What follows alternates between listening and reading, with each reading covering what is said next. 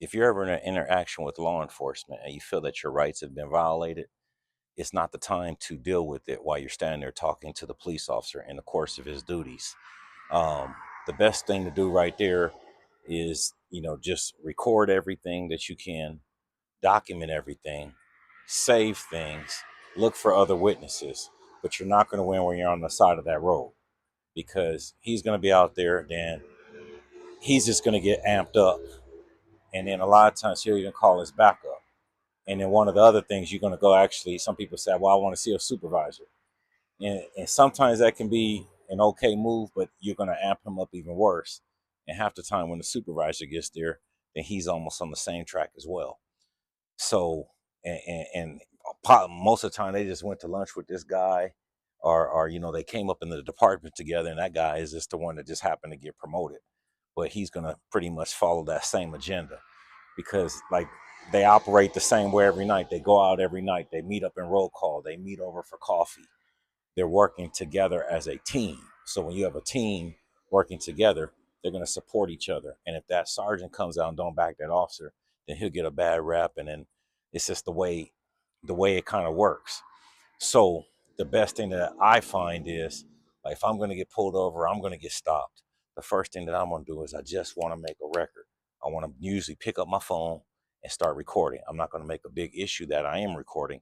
I'm just recording because I'm making sure I have a good record. That's the first thing. I want to look around and see if I see any cameras. Right now, I'm sitting up here at a Starbucks. Look around, see if you have cameras in the area. That's another good thing to possibly see you. Okay, they're gonna have their body camera footage on, and then you might have witnesses that see it in the area as well. Those are all the different things. And then if the vehicle is close, and especially if they came up like lights and siren, then typically the dash camera may be on as well. Um, there may be tactical frequencies as well that they utilize depending on what the call is. So just keep all of that in mind. So just remember, word to the wise, when you're on the initial stop, let's try to get through the stop. But what we want to do is make and keep a good record. That's what it's about, taking court to the streets. It might feel good to argue with that officer right there at that second. That lasts for 5 minutes, and you half the time you're going to lose that argument. You make a good record that can last into years, into internal affairs investigations, or it can last all the way into litigation, even civil litigation. So you got to remember, we don't argue with the police on the side of the road. We just make and keep a good record. And you can also go and you can download you can go to my website, War Wars 101, and you can download my free manual, Taking Court to the Streets. That's what it's all about. We're here making a record. All right, like and subscribe, and I'll see you in the next video. If today's lesson helped you, don't let it stop here.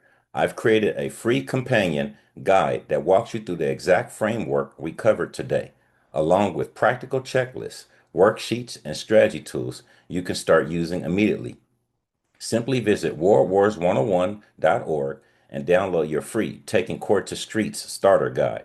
My goal isn't just to explain what happened in a case, it's to teach you how to think strategically before you ever step into a courtroom. If you found value in today's lesson, subscribe and join me each week as we turn real litigation into practical education. I'm Rodney Rizan, and this is Taking Court to the Streets. I'll see you in the next lesson.